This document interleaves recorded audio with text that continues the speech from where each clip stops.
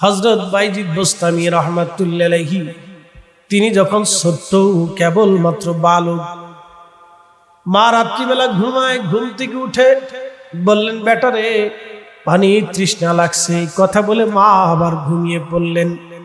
ছোট্ট বাইজিদ বের হয়ে গেলেন রাতের আধারে ইরানের বোস্তাম নগরে, ইরান দেশের বোস্তাম নগরে বাইজিদ বোস্তামি রাহমাতুল্লাহি আলাইহি বের হয়ে গেলেন। বের হয়ে যাওয়ার পরে পানি আনতে আনতে বহু দূরে চলে গেলেন। পানি এনে দেখলেন মা বিছানায় ঘুমানো। সন্তান এত আদবী, মাকে সন্তান ডাক দেয় নাই যে মার কষ্ট হবে, মার কষ্ট হবে। বাইজিদ আর ডাক দিলেন না। পানির পেয়ালা হাতে নিয়ে মার শিওরে বাইজিদ বোস্তামি বসে আছেন। দীর্ঘ সময় পরে মার ঘুম ভেঙে দেখে আমার বাইজিদ আমার বিছানায় পানি নিয়ে বসে আছে। মাকে ডাক দে, বলো মা তুমি পানি চাইছিলা, আমি পানি এনে বিছানায় বসে আছি। বাইজিদ বোস্তামির মা পানির পেয়ালা রেখে দিয়ে বাইজিদকে কোলের মধ্যে নিলেন।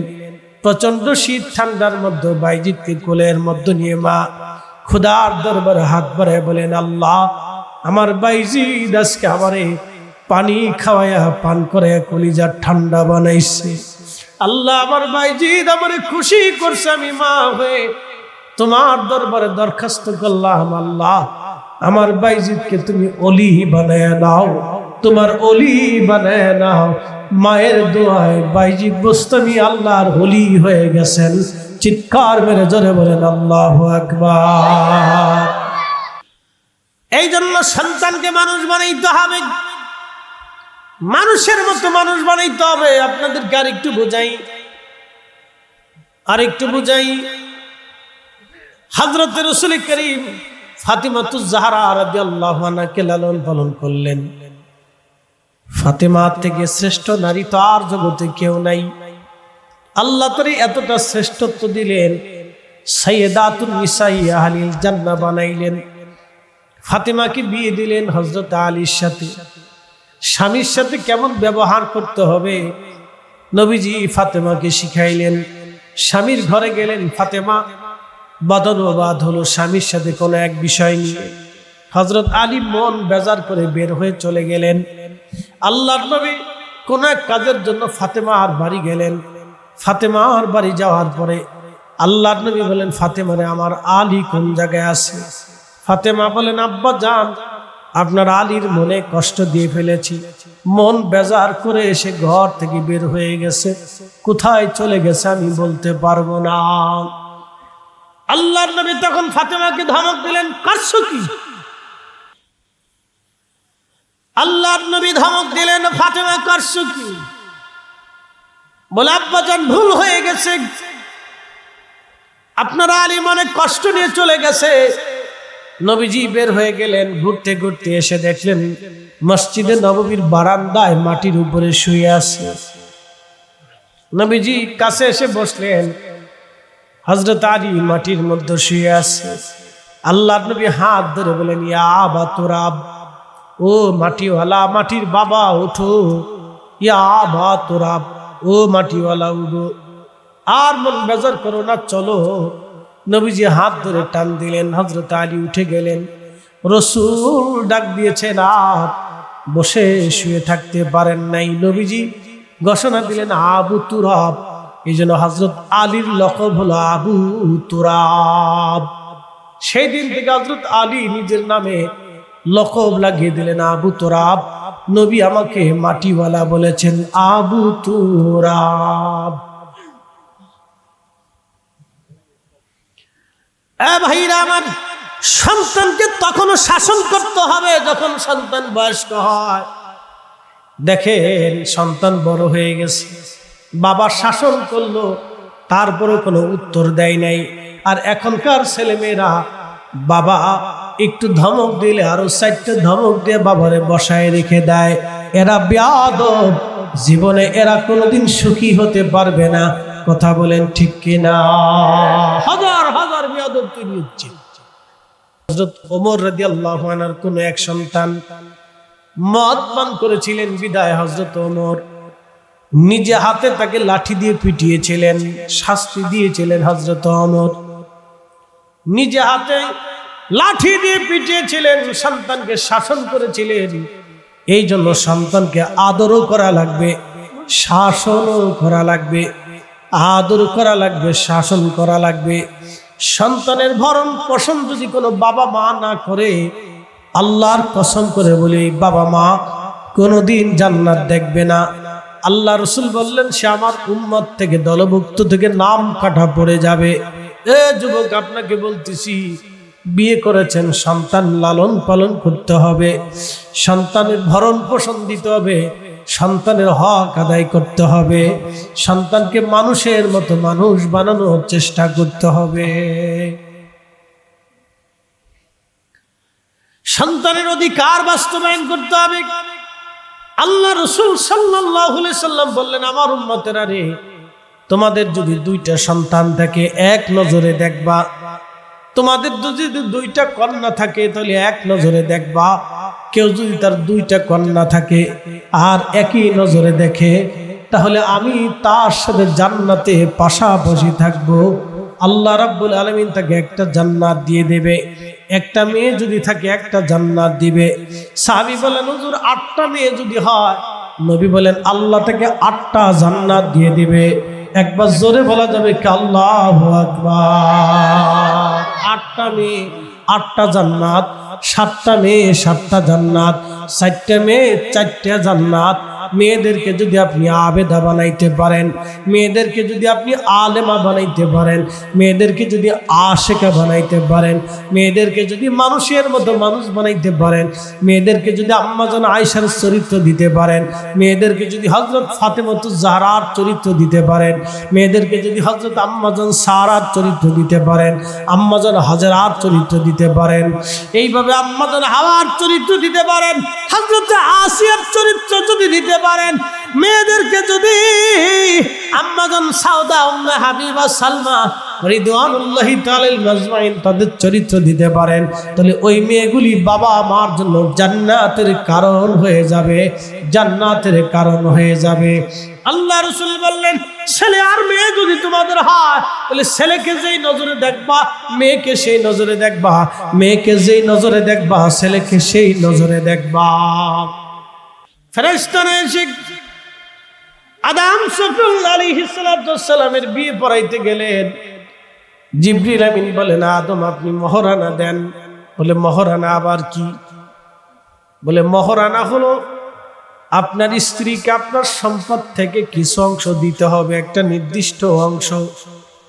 বলে আমি আল্লাহর জান্নাতে থাকি, আমার তো কোনো সম্পদই বেহেশতের ভিতরে নাই, তাহলে আমি আমার স্ত্রীকে কি দেব? আমার রব আমার আল্লাহ তখন জানাইলেন, আদম তাহলে তুমি আখিরি নবীর উপরে 3 বার মতান্তরে 11 বার আখিরি নবীর নামে দুরূদ পড়ে তোমার স্ত্রীকে মহরানা দিয়ে দাও। চিৎকার মেরে জোরে বলেন না ইয়া রাসূলুল্লাহ। আল্লাহ বলেন, ওয়া খালাকনাকুম মিন যাকারিন ওয়া উনসা, আমি একজন পুরুষ আর একজন নারীর মাধ্যম দিয়ে দুনিয়াতে মানব সৃষ্টি করলাম। এই পুরুষের নাম বাবা, এই নারীর নাম হচ্ছে মা। এই পুরুষের নাম বাবা, এই নারীর নাম হলো মা। বাবা এবং মায়ের মাধ্যমে আমি রব্বুল আলামিন দুনিয়াতে মানুষের বংশ বিস্তার করলাম, বাবা এবং মায়ের মাধ্যমে। বাবা এবং মায়ের মাধ্যমে মানব জাতির বংশ আমি বিস্তার করলাম। এই বাবা এবং মায়ের প্রতি সন্তানের দায়িত্ব কি হবে এবং সন্তানের প্রতি বাবা মার দায়িত্ব কি হবে, এটাও আল্লাহর নবী নিজে হাতে কলমে শিক্ষা দিয়ে গেছেন। কর্ণফুলীবাসী শুনে যাবেন, একজন বাবা একজন মা, এই দুইজনের মাধ্যম দিয়ে আমার রব আমার আল্লাহ মার রেহেমের ভিতরে সন্তান দিলেন। সন্তান আল্লাহ তাআলার পক্ষ থেকে বাবা মার জন্য একটা নিয়ামত। বাবা মা সন্তানের জন্য আল্লাহ প্রদত্ত একটা নিয়ামত। সন্তান যদি না হয়, বহু মেয়ে জীবনের একটা পর্যায়ে নরমাল হয়ে যায়, মানসিকভাবে অসুস্থ হয়ে যায়, একটা সন্তান তার আর হলো না। বহু বাবা আছে সন্তান না হওয়ার কারণে একেবারে জীবনের একটা পর্যায়ে সাইকোলজিক্যাল প্রবলেম তার এসে যায়। মুরব্বী বাবাজিরা, যুবকরা ভালো করে শুনে যাবেন, নারী সমাজে সন্তান পিতামাতার পক্ষের জন্য আল্লাহ প্রদত্ত নিয়ামত, আর সন্তানের জন্য বাবা মা হলো নিয়ামত। আল্লাহ যখন সন্তান আপনাকে দিবে, এই সন্তান নেওয়ার একটা সময় আছে। তাহাজ্জুদের সময় সন্তান যদি কেউ নিতে পারেন, ওই সন্তান আলেম হবে, আবেদ হবে, জাহেদ হবে, ওলি হবে, ভদ্র হবে, নম্র হবে, বুজুর্গ হবে, ঠান্ডা মস্তিষ্ক হবে, ব্রেন ভালো হবে, স্বাস্থ্য ভালো হবে, যদি তাহাজ্জুদের সময় সন্তান নিতে পারেন। যুবকদেরকে বলতেছি,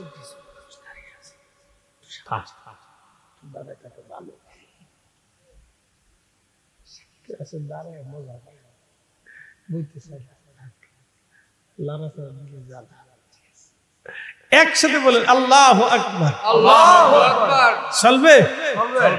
এই যুবকরা ভালো করে শুনুন, চলবে? বুঝে নেন, ভাঙ্গি চুরি সব কথা বলা যায়। ওয়াজ না, বাচ্চা কাচ্চা আছে। তাহাজ্জুদের সময় আল্লাহ সন্তান, এটা বরকতময় হয়। আল্লাহ রাসূল বলেন, আমার উম্মতের আরেক নারীদেরকে তোমরা খেজুর খাওয়াও, কারণ খেজুর হচ্ছে আল্লাহর জান্নাতের ফল, বেহেশতের একটা ফলের নাম খেজুর। খেজুর খাওয়াও। গর্ভবতী নারীদেরকে পুষ্টিজনিত খাবার খাওয়াও, কারণ পুষ্টিজনিত খাবার খেলে ওই বাচ্চা হৃষ্টপুষ্ট হবে, বাচ্চার ব্রেন ভালো হবে, বাচ্চার স্বাস্থ্যসম্মত হবে, শক্তিশালী হবে। নারীরা ভালো করে শুনে যাবেন, বাচ্চা হৃষ্টপুষ্ট হবে, মেধাবী হবে। দেখেন গাইনি ডাক্তার যারা আছে তাদের কাছে গেলে ডাক্তার বলবে আপনি প্রোটিনজনিত পুষ্টিজনিত খাবার খাবেন, ছোট ছোট মাছ, শাক সবজি, ডিম, দুধ, ভিটামিন জাতীয় খাবার আপনি খাবেন, নারীদেরকে পরামর্শ দেয়। এরপরে কিছু কিছু আয়রন ট্যাবলেট দেয়, ভিটামিন যুক্ত কিছু ট্যাবলেটও দিয়ে দেয়, খান যাতে শরীর ভালো থাকে। পানি বেশি বেশি খাবেন, ঠান্ডা লাগাবেন না, কারণ মায়ের ঠান্ডা লাগলে পেটের ভিতরে বাচ্চারও ঠান্ডা নিউমোনিয়া লেগে যায়। মা যদি অসুস্থ না হয়, ডাক্তার দেখবেন ভালো করে ট্রিটমেন্ট করে, কোনো গর্ভবতী নারী যেন অসুস্থ না হয়, তাহলে বাচ্চা অসুস্থ হতে পারে, মায়ের রোগ বাচ্চার শরীরে লাগতে পারে। কারণ মায়ের নাভি দিয়ে আমাদের শরীরের ভিতরে আল্লাহ রক্ত পাস করলো, মায়ের শরীর দিয়ে আল্লাহ আমাদের খাবার পাস করলো। মার পুষ্টির কারণে সন্তানের পুষ্টি হয়, মার পুষ্টির কারণে সন্তানের পুষ্টি হয়। মা ঘুমাইলে সন্তানের ঘুম হয়, মা পানি বেশি খাইলে সন্তানের পানি হয়, মা রক্ত হলে সন্তানের রক্ত হয়। এরপরে সন্তান দুনিয়াতে আসলো, আল্লাহর নবী বললেন তার সুন্দর একটা নাম রাখবা, 6 দিনের দিন আকিকা করবা, সুন্দর একটা নাম রাখবা। ধীরে ধীরে বাচ্চা যদি বড় হয়, এই বাচ্চার ভরণ পোষণ বাবা মা সুন্দর মতো দিতে হবে। যদি বাচ্চার ভরণ পোষণ বাবা মা না দেয়, বাংলাদেশে বহু মা বাবা আছে ঝগড়া করে বাবা মা ডিভোর্স হয়ে যায়, 2 জন তালাক নিয়ে নেয়, মহিলা তালাক নেয়, ওই পুরুষটাও তালাক দিয়ে দেয়। কিন্তু তালাক হলে বেশি ঝামেলায় পড়ে বাচ্চারা, সন্তানরা। শোনা যাবেন হাজিরিন, রাহমাতুল লিল আলামিন নবীজি সন্তানের প্রতি পিতামাতার দায়িত্ব কি? সর্বপ্রথম সুন্দর ইসলামিক একটা নাম রাখতে হবে। সন্তান ধীরে ধীরে বড় হবে, সর্বপ্রথম ওই সন্তানকে কোরআন শরীফ শিক্ষা দিতে হবে, আল্লাহর কালাম তার হাতে দিতে হবে, কোরআনুল কারীম, পবিত্র কোরআন ওই সন্তানকে আগে শিখাইতে হবে। প্রত্যেক বাবা মার প্রতি ফরজ ওই সন্তানকে ইলমে দ্বীন শিক্ষা করানো। এই সন্তান 7 বছর বয়স হলে নবী বললেন নামাজের তাকিদ দিবে। 7 বছর থেকে যদি 10 বছর চলে যায়, যদি নামাজ না পড়ে, 10 বছর বয়স থেকে সন্তানকে লাঠি দিয়ে পিটাইতে হবে নামাজের জন্য। অন্য কোনো কারণে পিটান আর না পিটান, নামাজের জন্য আল্লাহ রাসূল বলেন লাঠি দিয়ে তুমি তোমার সন্তানকে পিটাও, যাতে নামাজ সে পড়ে, সেই জন্য প্রয়োজন বোধে লাঠি দিয়ে তুমি পিটাও। সন্তান জন্ম দিলেই হক আদায় হয় না। সন্তানকে মানুষের মতো মানুষ করাটা হলো বাবার জীবনের সবচেয়ে বড় সম্পদ। কোটি কোটি টাকার মালিক হয়েছেন, সন্তান যদি গাঞ্জটি হয়, আপনার জীবনের টাকার কোনো মূল্য নাই। সমাজে অনেক সম্মানিত হয়েছেন, কিন্তু সন্তান যদি মানুষ না হয়, আপনার সমাজে সম্মানের মূল্য নাই। সন্তান মানুষ বানানো বাবার জন্য সবচেয়ে বড় সম্পদ। নারী সমাজ, নারী সমাজ ভালো করে শুনে যান, সন্তানকে মানুষ বানানো বাবার জন্য, মায়ের জন্য সবচেয়ে বড় অবদান। সন্তানকে মানুষের মতো মানুষ বানাইতে হবে, তাকে ভদ্র সুন্দর সুন্দর বাক্য কথা শিখাইতে হবে, ভদ্রতা শিখাইতে হবে, আদব শিখাইতে হবে, আদব শিখাইতে হবে, আদব আদব শিখাইতে হবে, আদব শিখাইতে হবে সন্তানকে। পৃথিবীর বড় বড় বুজুর্গ যারা ছিলেন, তাদের জীবনীর ভিতরে দেখেন তারা অনেক বড় আদবী ছিল। বাইজিদ বোস্তামি রাহমাতুল্লাহ আলাইহি, আমার রব আমার আল্লাহ বাম পাজরের বাঁকা হাড় থেকে আম্মা জান হাওয়াকে সৃষ্টি করলেন। সৃষ্টি করার পরে আদম সফিউল্লাহ ঘুমায়, আম্মা জান হাওয়া পাশে বসে আছেন। ঘুম থেকে উঠার পরে দেখলেন ব্যতিক্রম ধর্মী এক মানব, খুবই সুন্দরী। আদম আলাইহিস সালাম কাছে যে দেখতে গেলেন, আমার রব ডাক দেবেন আদম দাঁড়াও, এত তাড়াতাড়ি কাছে যাওয়া যাবে না, শরীয়তের একটা কাজ বাকি আছে, বিয়ে পড়াইতে হবে। বলে আল্লাহ বিয়ে আবার কি? কোনদিন তো আব্বাই বিয়ে করছে, নতুন করতে যাই, দাঁড়াও। জিবরিল আলাইহিস সালাম আসলেন ফেরেশতাদেরকে নিয়ে। অ্যাটেনশন, ইমাম মোল্লা আলী কারি আল মাউরিদির ভিতরে লিখতেছে, ইমাম আবুল ফারাজ ইবনুল জৌজি রাহিমাহুল্লাহর কিতাব 900 বছর আগের কিতাব থেকে হাওয়ালা দিয়ে লিখতেছে ফেরেশতারা আসলেন। শোনেন, এখান থেকে একটা গোপন পাসওয়ার্ড শিখে দিয়ে দেব, সারা জীবনে কোনোদিন ঠকবেন না, একটা গোপন পাসওয়ার্ড শুনে যাবে। সৃষ্টির রহস্য আছে, সূত্র আছে, সব ইবাদতের সূত্র আছে, ইবাদতের সূত্র আছে, সৃষ্টির রহস্য আছে। অঙ্কের কিন্তু সূত্র আছে, সূত্র ছাড়া অঙ্ক হয় না। এই যে ফ্যান চলতেছে, এটার সূত্র আছে, মাইক চলতেছে, এটার সূত্র আছে। এই বিজ্ঞান দেখেন, এটার আবিষ্কারের সূত্র আছে। সৃষ্টির সূত্র মোতাবেক চলে, রহস্য আছে। এই যে এলম দেখতেছেন, এটার ভিতরে 2টা রহস্য আছে, ইলমে হুসুলি, ইলমে হুজুরি, ইলমুল লিসান, ইলমুল কালব বলে দিয়েছি। এমনি অলিরা পানির উপর দিয়ে হেঁটে যাইত না, লোহা সাগরে ভাসাইতে পারত না, পাথরের উপর ভেসে ভেসে আসতে পারত না, বনের বাঘ অলিদের কাঁধে করে নিয়ে ঘুরে বেড়াইত না। সূত্র আছে।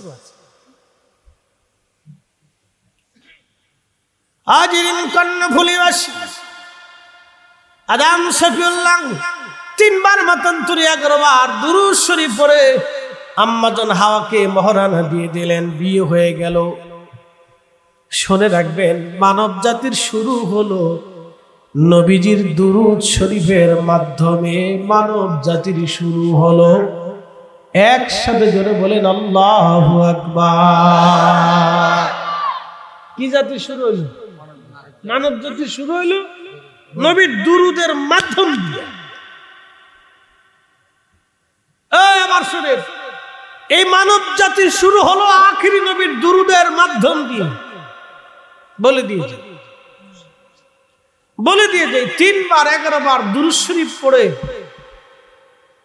বাসার থেকে বের হওয়ার সময় যানবাহনে চড়ে যদি আপনি পড়তে পারেন, অ্যাক্সিডেন্ট, বালা, মুসিবত, রোগ, শোক থেকে আল্লাহ আপনাকে হেফাজতে রাখবে। যদি কোনোদিন ঋণে পড়ে যান, বিপদে পড়ে যান, প্রত্যেক নামাজের পরে 200 বার করে দুরূদ শরীফ আল্লাহর নবীকে হাদিয়া দিবেন, 40 দিনের ভিতরে সব রেজাল্ট কমপ্লিট হয়ে যাবে। সুবহানাল্লাহ। আসতে হলো কেন? জোরে বলে সুবহানাল্লাহ। হ্যাঁ, মনে রেখেন, একটু কষ্ট করেন, পেয়ে যাবেন। 40 দিনের ভিতরে রেজাল্ট হবে, সব রেজাল্ট কমপ্লিট হয়ে যাবে। কিন্তু প্রত্যেক নামাজের পরে 200 বার দুরূদ আল্লাহর রাসূলকে পাঠাইতে হবে। মনে রাখবেন, যদি ওনাকে দিতে পারেন তাহলে আসমান থেকে আসবে, যদি আল্লাহ রাসূলকে দিতে পারেন তাহলে আসমান থেকে আসবে। ওনাকে না দেওয়া পর্যন্ত ওনার থেকে দরজা খুলে না। এই জন্য নামাজের ভিতরে সালাম দিয়ে রাখছে, আজানে রাসূলের নাম দিয়ে রাখছে, কোন দোয়াই কবুল হয় না দুরূদ ছাড়া। একসাথে বলবেন আল্লাহু আকবার। আর ওরা লাগছে দুরূদের বিরুদ্ধে, কত সিস্টেম করে বলে, কই দুরূদ ইব্রাহিম ছাড়া আর কোন দুরূদ নাই। এটা খুব ফজিলতপূর্ণ দুরূদ। হ্যাঁ শুনেন, দুরূদ ইব্রাহিম তো সবাই ঠিক মতো এত বড় লম্বা দুরূদ সবসময় পড়তে পারে না। কি কথা ঠিক আছে না? ওদের সিস্টেম হলো এদের দিয়ে যদি বুঝাই দিতে পারি তাহলে বাকিগুলো চলে যাবে। বুঝতে পারছেন? খুব হিসাব কিতাব ওরা নিজেরাও করে না, 8-10 জনকে ভর্তি দিতে চায়। যে মৌলবী ফতোয়া দেয় ওই মৌলবীর দাঁড়ায় জিজ্ঞেস করবেন, হুজুর আজকে আপনি দুরূদ ইব্রাহিম কতবার পড়িয়েছেন? পারবেন না? মুসলমানরা পারবেন না? যেই মৌলবী ফতোয়া দিবে দুরূদ ইব্রাহিম ছাড়া আর কোনো দুরূদ নাই, দাঁড়ায় জিজ্ঞেস করবেন, হুজুর আজকে কতবার দুরূদ পড়িয়েছেন আপনি? কর দেখবেন যে খারার উপর ধরা পড়ে গেছে। যদি কেউ পড়ছি তাহলে কোরআন শরীফ শুয়ে সত্য কথা বলতে গেছে, কতবার দুরূদ শরীফ পড়ছে দেখবেন যে বগা ফান্দে পড়ে কান্দে দিবে। জিজ্ঞেস করার পরে দেখবেন যে ও 10 বারও পড়ে না, শতান ও ফতোয়া মারতে গেছে। বলেন দুরূদ শরীফ চলবে না বন্ধ হবে? একসাথে বলেন, চলবে না বন্ধ হবে? চালাইতে যেই দুরূদ শরীফ পারেন ওটাই পড়েন, অসুবিধা নেই, কোনো নিষেধ নেই। সন্তান কনসেপ্ট হলো, আল্লাহ নবী বলেন তোমাদের স্ত্রীদেরকে বলো, যারা গর্ভবতী নারী তাদেরকে বলো খেজুর খাওয়ার জন্য। আমাদের দেশের মেয়েরা খেজুর খায় না, ফুচকা খায়, চটপটি খায়, চানাচুর খায়, আবিজাবি খায়, যত নোংরা পচা আবিজাবি আমাদের দেশের মেয়েরা খায়। ভালো জিনিস বাঙালি খায় না, তাহলে আবিজাবি খাই, সিঙ্গারা খাইবে, পুরি খাইবে, এটা খাইবে, আবিজাবি খাইবে।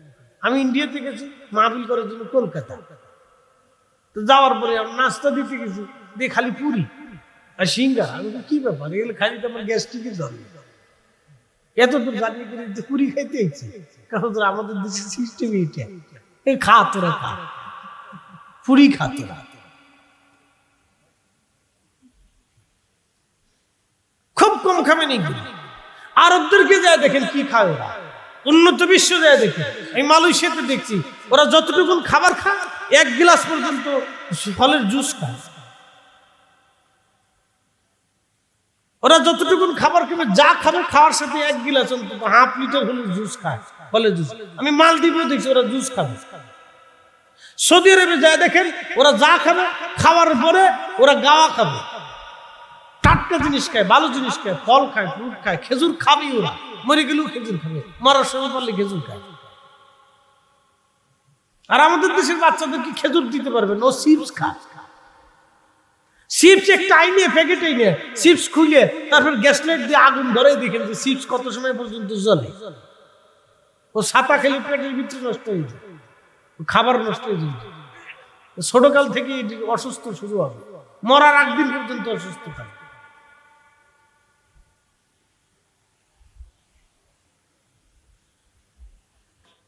শোনেন, এখন একটা মাসলা বলে দিয়েছে, মা খাইলে যদি সন্তানের খাওয়া হয়, মা ঘুমাইলে যদি সন্তানের ঘুম হয়, মা এই সুস্থ থাকলে যদি সন্তানের সুস্থতা হয়, মা অসুস্থ হলে যদি সন্তানের অসুস্থতা হয়, তাহলে মা বাচ্চা ফেটে নিয়ে টিকটক দেখলে, আকাম কুকাম ভিডিও দেখলে, ওই আপনার কি বলে নাটক সিনেমা দেখলে, ওই সন্তান দুনিয়াতে আসার পরে নাটক সিনেমা হয়ে যায়। কথা কর না, ঠিক না? বেটিরা সব বুঝে কিন্তু এটা বুঝে না। এই নারী, সন্তানের দায়িত্ব কখন থেকে আসে এবার বুঝে নেন। সন্তানের দায়িত্ব কখন থেকে আসে বুঝে নেন। এই পুরুষ, বিয়ে যারা করেছেন, সন্তানের দায়িত্ব কখন থেকে আসবে ভালো করে বুঝে নেন। বাচ্চা কনসেপ্ট হওয়ার পর থেকে বাবা মার দায়িত্ব শুরু হয়।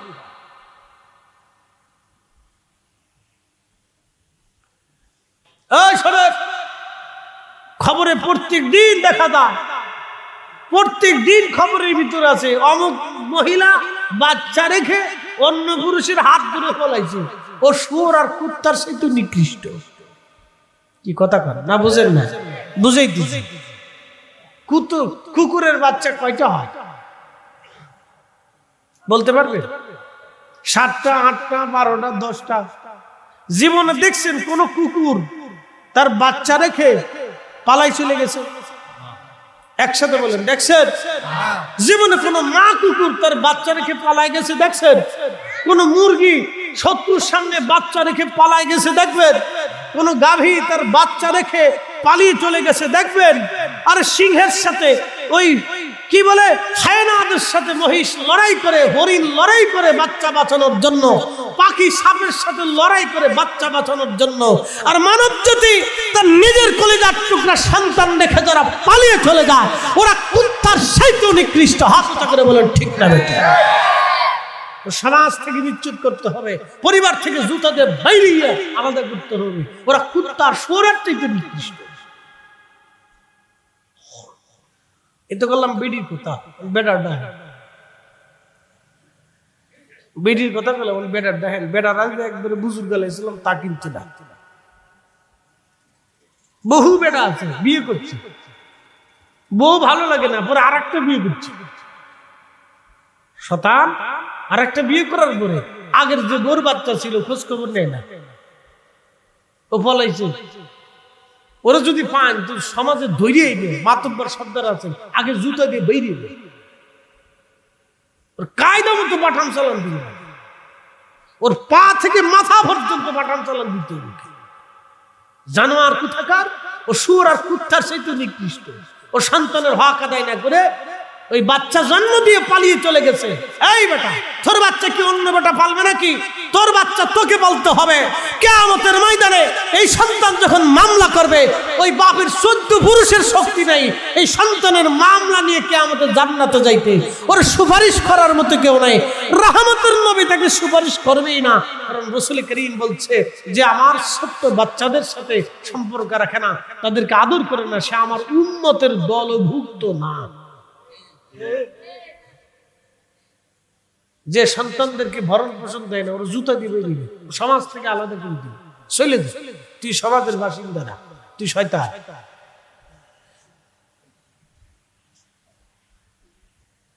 বাংলাদেশে তো ঘোড়ার ছাতা কোনো কঠিন আইন নেই। 6 মাসের দায়িত্ব আমার বিলে একবার বাটান চালান দিয়ে সব সোজা করে দিতাম, যা করে খোদা। এরপরে বাসের পরে হিসেব পরে করতাম, একবারে বাটান চালান দিয়ে সব সোজা করে দিতাম, তারের মতো সোজা বিড়ে 14 পুরুষ পর্যন্ত সোজা করে দিতাম।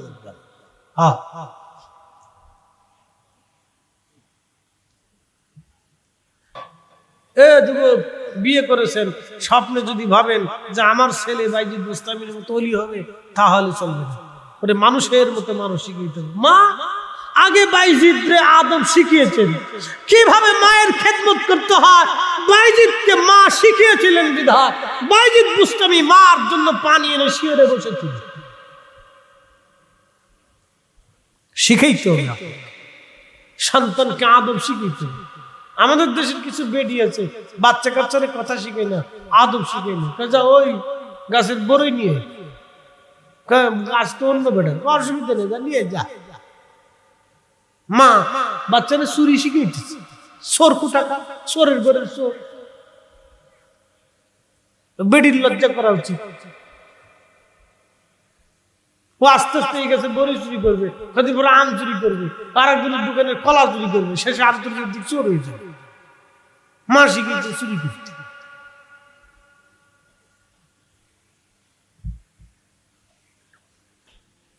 বুঝছেন? রাহমাতুল লিল আলামিন ধমক দিচ্ছেন কলিজার কন্যাকে, তো সেই কন্যা সাইয়্যিদাতুন নিসাই আহলিল জান্নাহ, আহলিল জান্নাহকে ধমক দিয়ে বলেন, করছো কি তুমি ফাতেমা? আমার আলীকে কষ্ট দিয়েছো, তোমার স্বামীর মনে ব্যথা দিয়েছো। সন্তানকে তখনও শাসন করতেছে যখন সন্তানকে বিয়ে দিয়েছে। কাউকে সাইয়্যিদাতুন নিসাই আহলিল জান্নাহ। আবু বকর সিদ্দিক রাদিয়াল্লাহু আনহু আম্মা জান আয়েশাকে রাসূলের ঘরে পাঠাইলেন। তো আম্মা জানের বয়স তো কম, 9 বছরের একটা মেয়ে স্বামীর এত খেদমত মোহাব্বত কিভাবে বুঝবে? তারপরে দেখেন মহিষী নারী এই উম্মতের উস্তাদা, 9 বছর থেকে রাসূলের মোহাব্বত খেদমত বুঝে গেলেন। এই উম্মতের উস্তাদা 2200 হাদিস এই উম্মতকে তিনি শিখিয়েছেন। আম্মা জান আয়েশা সিদ্দিকা, এই উম্মত চিরকাল ওনার কাছে ঋণী হয়ে থাকবে। 2200 রাদিয়াল্লাহু তাআলা আনহু বাড়িতে এসে, রাসূলের ঘরে এসে আম্মা জান আয়েশাকে এমন ভাবে শাসাইলেন, যদি কোনদিন আয়েশা আবার শুনি তুমি তোমার স্বামী রাসূলকে কষ্ট দিয়েছো, সাবধান, আমি পিতা আবু বকর তোমাকে ত্যায্য করে দেব, সম্পর্ক ছিন্ন করে দেব। দেখছে বাবা সন্তানকে তখনও শাসন করে যখন সন্তান রাহমাতুল লিল আলামিনের স্ত্রী। বুঝলেন?